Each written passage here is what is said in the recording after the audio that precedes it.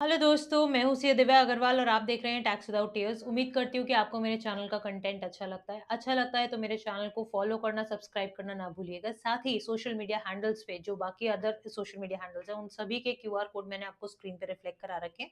आप उनको भी फॉलो कर सकते हैं फॉर रेगुलर अपडेट्स। दोस्तों 54 जीएसटी काउंसिल मीटिंग के थ्रू काफी सारे चेंजेस प्रपोज किए गए थे। उन्हीं चेंजेस के रिस्पेक्ट में अभी रेगुलर बेसिस पे सर्कुलर्स नोटिफिकेशंस भी आ रही है। 8 अक्टूबर 2024 यानी कल के दिन काफ़ी सारी नोटिफ़िकेशंस आई है। एक नोटिफ़िकेशन इन डिटेल हम ऑलरेडी डिस्कस कर चुके हैं जो कि रेंटिंग पे है, क्योंकि रेंट एक बहुत कॉमन ट्रांज़ैक्शन है, तो उसमें कब जीएसटी लगेगा, कब नहीं लगेगा, कब रिवर्स चार्ज में लगेगा, कब फॉरवर्ड चार्ज में लगेगा। तो ये सब इन डेप्थ मैंने अपनी अभी लेटेस्ट वीडियो में डिस्कस किया है, तो आप वो देख सकते हैं। साथ ही दोस्तों अब आज हम लोग क्या डिस्कस करने वाले हैं, जितने भी नोटिफ़िकेशंस आए हैं, उन सबको हम लोग समझने वाले हैं। और जिस नोटिफिकेशन का आप सभी को इंतजार था, यानी सेक्शन 128 ए इंटरेस्ट पेनल्टी वेवर का जिसका वेट था, वो अब आ गई है। तो उसको भी एट लेंथ आज हम डिस्कस करेंगे, तो बने रहिएगा वीडियो के एंड तक। अब दोस्तों सेंट्रल टैक्स, जो दो तरह की नोटिफिकेशन है सीजीएसटी में जो आती है, central tax and central taxes rate. तो सेंट्रल टैक्स में तीन नई नोटिफिकेशंस आई है, नोटिफिकेशन नंबर 21, 22 एंड 23। जो मैं अभी आपसे बात कर रही हूँ कि जिसका हमें एक्चुअल में बहुत ज़्यादा वेट था, 128 ए सेक्शन के किस तरह से उसका बेनिफिट हम लोग ले पाएँगे, कैसे हम इंटरेस्ट और पेनल्टी का वेवर करा पाएँगे। तो वो नोटिफ़िकेशन नंबर 21 है, जो क्या कह रहा है दोस्तों, ये देखिए, यहाँ पे ये बोलता है in exercise of the powers given conferred by subsection 1 of section 128 A, यानी 128 ए क्या कह रहा था कि अगर आपका ऑर्डर पास हुआ है अंडर सेक्शन 73 यानी नॉन फ्रॉड केसेस में फॉर फाइनेंशियल ईयर 17-18, 18-19, 19-20, तब आपको टैक्स ही पे करना होगा, इंटरेस्ट और पेनल्टी का आपको वेवर मिल जाएगा। कैसे मिलेगा? अब उसके लिए देखिए, ये तब आपको मिलेगा, it hereby notifies the respective date in column number 3 में अभी मैं आपको बताऊंगी क्या डेट है।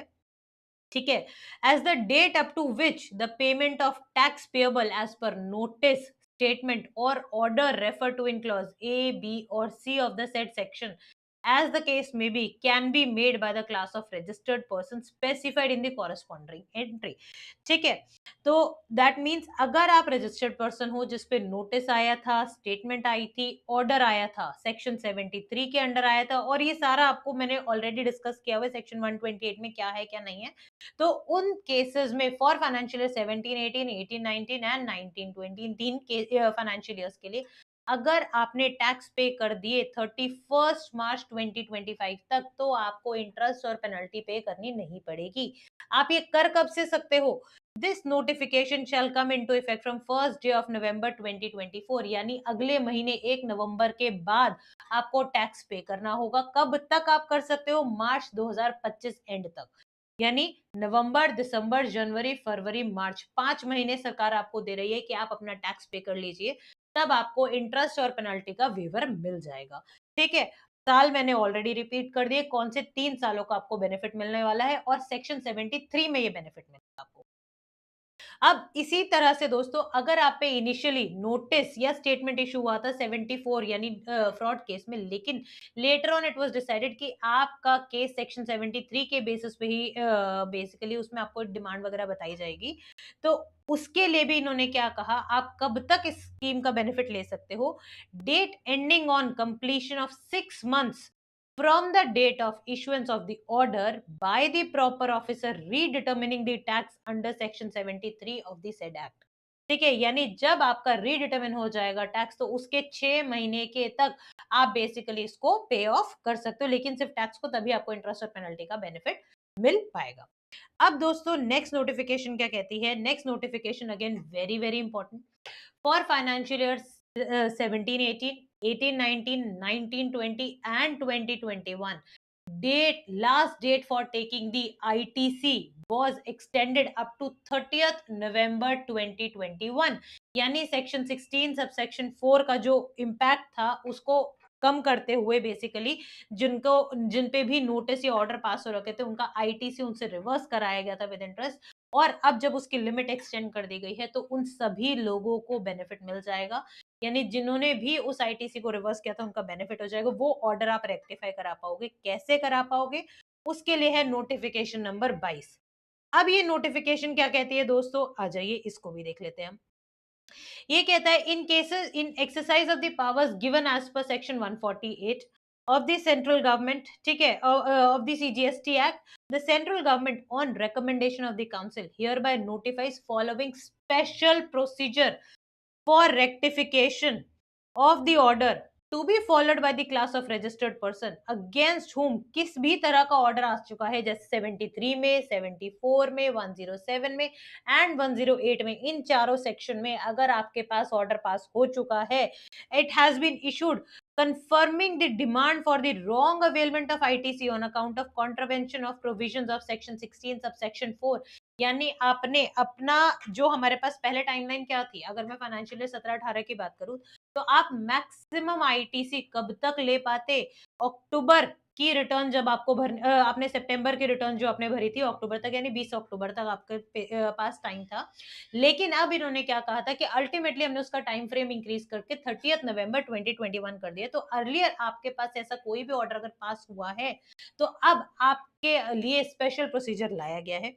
The said person he shall file electronically on the common portal within period of 6 months from the date of issuance of this notification, यानी इस notification के इशू होने से 6 महीने के अंदर अंदर आपको क्या करना पड़ेगा, एक application for rectification of order डालना पड़ेगा। और ऑर्डर कौन से सेक्शन में आया होगा, 73, 74, 107 या 108 में, as the case may be, confirming the demand for wrong availment of ITC। Ground सिर्फ एक ही होगा दोस्तों, अगर आपने आईटीसी वो डेडलाइन के बाद अवेल किया था जो कि अब आपके लिए वैलिड है, ठीक है, तो अब आप उसकी रेक्टिफिकेशन के लिए जा सकते, ठीक है। The said person shall along with the said application upload the information as provided in annexure A of this notification. अब इस नोटिफिकेशन में एक अनेक्शर ए भी प्रोवाइड किया गया है।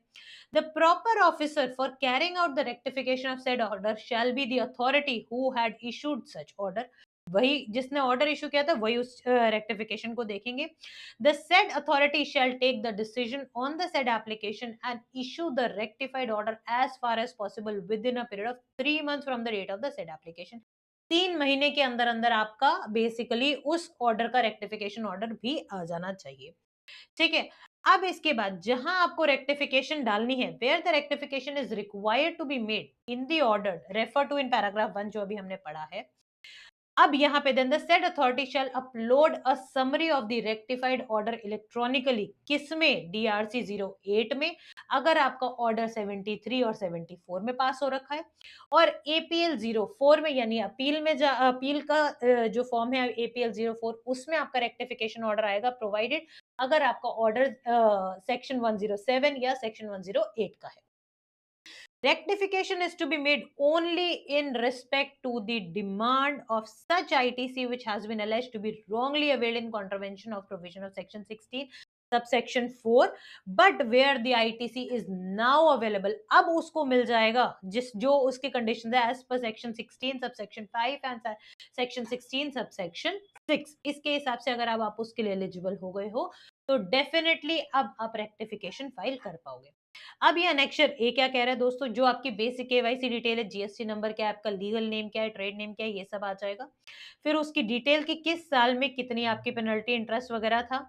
फिर उन्होंने यही बात बताई कि ये किस रिगार्ड में है, ये आईटीसी रॉन्गली अवेल्ड के लिए जो कि इन कॉन्ट्रवेंशन टू सेक्शन 16 सबसेक्शन 4 था।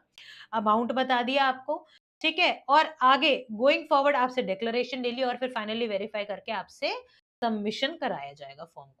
तो इस तरह से दोस्तों जो दो मेजर चीजों का जो वेट कर रहे थे सभी लोग कि सेक्शन 16 सबसेक्शन 4 के कॉन्ट्रवेंशन की वजह से उन पे जो ऑर्डर पास हो गए हैं उसका अब आप बेनिफिट ले सकते हो क्योंकि आप रेक्टिफिकेशन अप्लाई कर पाओगे। सेकेंडली जो 128 ए का इंटरेस्ट पेनल्टी वेवर का था जिसके लिए अभी तक हम स्कीम के लिए वेट कर रहे थे, तो वो भी अब आप बेनिफिट ले पाएंगे। और ये दोनों ही बेनिफिट का टाइम फ्रेम ऑलरेडी मैंने इस वीडियो में अभी तक डिस्कस कर लिया है। मूविंग फर्दर दोस्तों, एक और हमारी नोटिफिकेशन है, नोटिफिकेशन नंबर 23। ये जीएसटीआर 7 की बात करें, क्योंकि अब आपको जीएसटीआर 7 भरनी मैंडेटरी हो गई है तो अब आपकी लेट फीस को रैशनलाइज कर दिया गया है। वो रैशनलाइजेशन के बारे में इस पर्टिकुलर नोटिफिकेशन में बात करी गई है कि भाई किस हिसाब से कितनी लेट फीस आपकी लगेगी। And this notification shall come into force from 1 November 2024। Moving further दोस्तों, अब बात करते हैं जीएसटी रेट। सीजीएसटी रेट जो नोटिफिकेशंस है, यानी सेंट्रल टैक्सेस रेट की नोटिफिकेशन, ये काफी सारी आई हैं। रेट्स में चेंजेस हुए हैं। इसमें से मेजर चेंज जो है दोस्तों, दो आरसीएम के बड़े चेंजेस हैं। एक ऑलरेडी हम डिस्कस कर चुके हैं कि कमर्शियल प्रॉपर्टी को अगर आपने रेंट पे दिया है और आप खुद यानी लैंडलॉर्ड या जो ओनर है वो अनरजिस्टर्ड है, तो ऐसे सिचुएशन में सामने वाला पर्सन जो है वो आरसीएम में टैक्स डिपॉजिट कराएगा, और इसकी इन डेप्थ वीडियो में ऑलरेडी अपलोड कर चुकी हूँ। सेकंड क्या है, अगर आप मेटल स्क्रैप में डील कर रहे हैं दोस्तों, तो इसको भी आरसीएम में लाया गया है। ये कैसे लाया गया है, ये मैं आपको बता देती हूँ दोस्तों एक बारी। मेटल स्क्रैप का दोस्तों इन्होंने क्या कहा है कि अगर सप्लायर चाहे कोई अनरजिस्टर्ड पर्सन है, लेकिन if the buyer is a registered person, then in that case RCM shall be applicable. और कब से? 10th day of the October से। और ये कौन सी पर्टिकुलर नोटिफिकेशन में चेंज लाया गया? नोटिफिकेशन नंबर 4/2017, यानी आरसीएम फॉर द गुड्स के केस में जो चेंजेस है उसमें ये लाया गया है। उम्मीद करती हूँ कि आपको सारे चेंजेस क्लियर हो गए होंगे। जितने भी चेंजेस हमारे नोटिफिकेशन के थ्रू आए वो सारे मैंने इसमें डिस्कस किए। कोई भी आपको कंसर्न है, कोई इश्यू है आपका, तो आप कमेंट बॉक्स में कमेंट कर सकते हैं। Thank you so much and have a nice